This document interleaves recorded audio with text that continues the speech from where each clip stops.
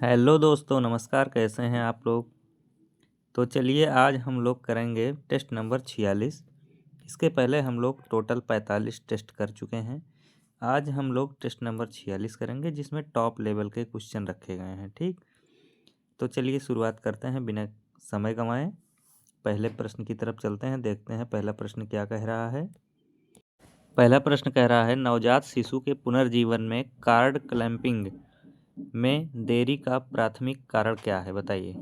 Card clamping में देरी का प्राथमिक कारण पूछा है इसमें, तो बताइए क्या होगा। ए कह रहा है नवजात शिशु के पहले रोने में देरी करना। अगला विकल्प कह रहा है इंट्यूबेशन के लिए समय प्रदान करना। सी कह रहा है रक्त की मात्रा बढ़ाना और हेमोडायनामिक्स में सुधार करना।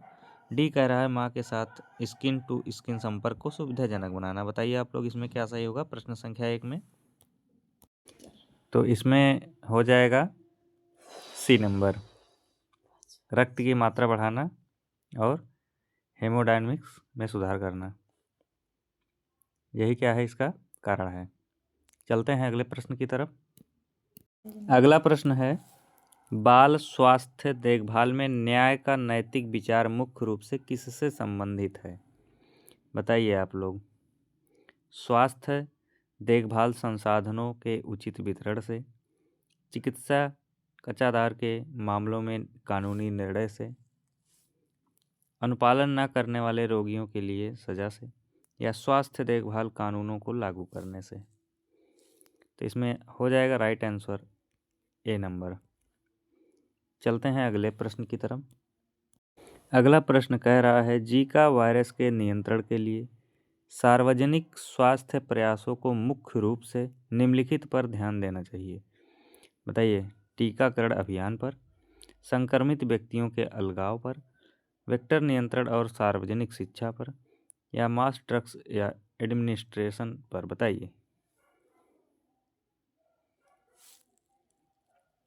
तो इसमें हो जाएगा ऑप्शन नंबर सी। चलते हैं अगले प्रश्न की तरफ।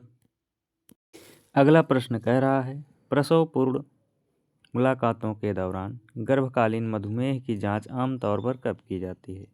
गर्भावस्था के 12 से 14वें सप्ताह पर, गर्भावस्था के 6 से 8वें सप्ताह पर, या 24 से 28वें सप्ताह पर, या 32 से 36वें सप्ताह पर, बताइए आप लोग। प्रश्न संख्या 4 में क्या हो जाएगा। तो इसमें हो जाएगा ऑप्शन नंबर सी।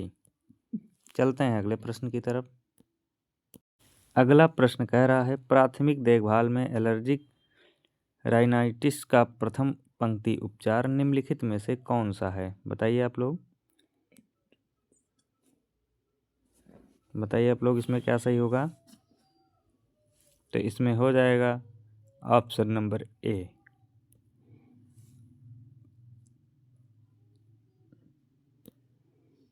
अगला प्रश्न है 6 नंबर, कह रहा है संदिग्ध मेनिंगोकोकल मेनिंजाइटिस वाले रोगी के लिए अनुशंसित प्रारंभिक प्रबंधन क्या है, बताइए आप लोग।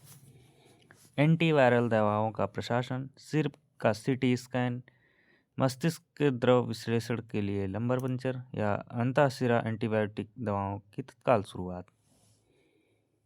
तो 6 नंबर में हो जाएगा ऑप्शन नंबर डी। चलते हैं अगले प्रश्न की तरफ। अगला प्रश्न कह रहा है भ्रूण के विकास में प्लेसेंटा का प्राथमिक कार्य क्या है, बताइए आप लोग। प्लेसेंटा का प्राथमिक कार्य।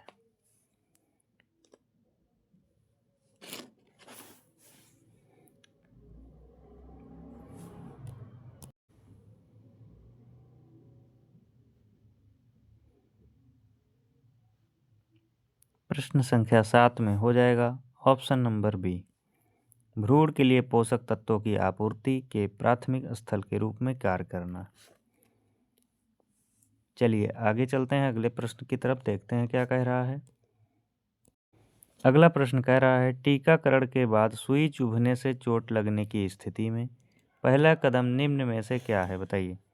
एंटीबायोटिक मलहम लगाना, क्षेत्र को साबुन और पानी से धोना, घाव को पट्टी से ढकना, खून निकालने के लिए घाव को तुरंत दबाना। प्रश्न संख्या 8 में हो जाएगा ऑप्शन नंबर बी।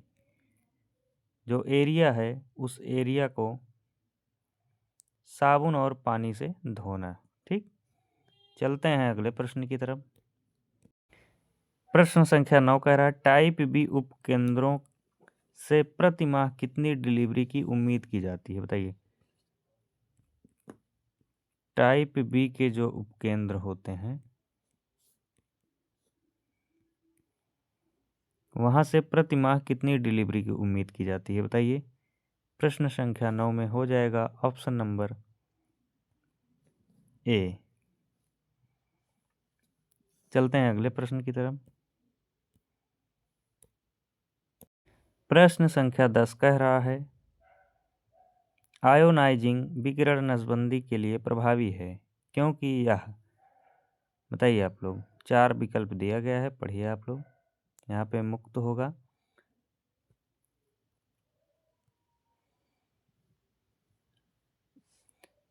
प्रश्न संख्या 10 में ऑप्शन नंबर ए हो जाएगा। मुक्त कण उत्पन्न करता है जो माइक्रोबियल डीएनए को नुकसान पहुंचाता है। चलते हैं अगले प्रश्न की तरफ। अगला प्रश्न कह रहा है आपातकालीन स्थिति में उच्च रक्तचाप के इलाज के लिए फर्स्ट लाइन मेडिकेशन निम्न में से कौन है, बताइए। बताइए आप लोग। प्रश्न संख्या 11 में हो जाएगा ऑप्शन नंबर डी, नाइट्रोप्रासाइड। ठीक,